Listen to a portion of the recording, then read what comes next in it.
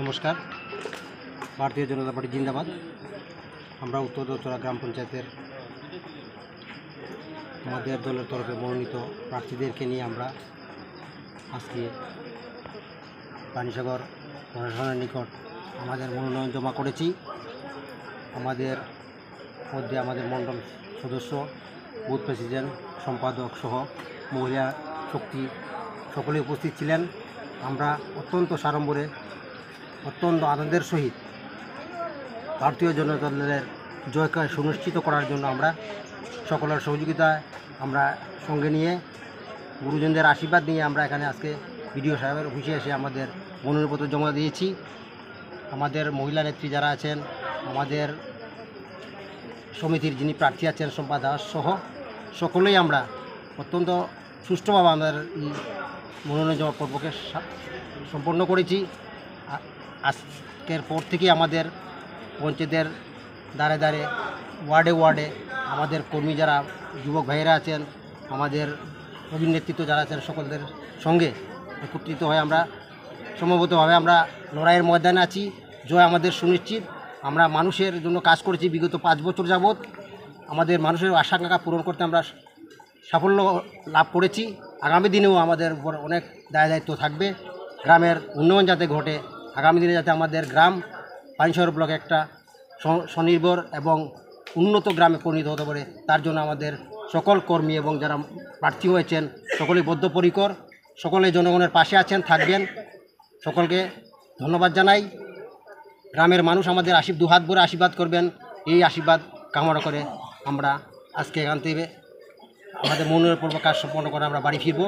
আগামীকাল সকাল থেকে আমাদের কাজ শুরু হয়ে যাবে। আশীর্বাদ করবেন। নমস্কার। ভারতীয় জনতা পার্টি জিন্দাবাদ। নমস্কার।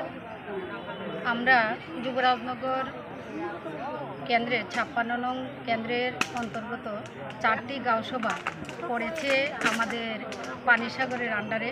তো দেওছড়া, উত্তর দেওছড়া, রামনগর, বিলধুই, এই গ্রামগুলি থেকে আমাদের যারা মনোনয়নপত্র জমা দেবেন ওনারা সবাই এসেছে, আমিও এসেছি। গত পরশুদিন আমাদের নমিনেশন সাবমিট আমরা করেছি জেলা পরিষদ থেকে।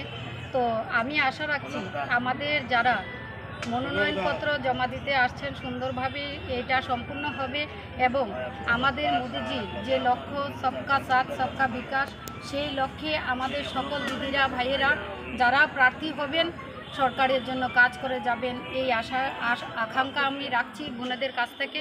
এবং আমরাও যারা এই জেলা পরিষদ সমিতি থেকে প্রার্থী হচ্ছি, আমরাও যাতে বিপুল ভোটে জয়যুক্ত হতে পারি।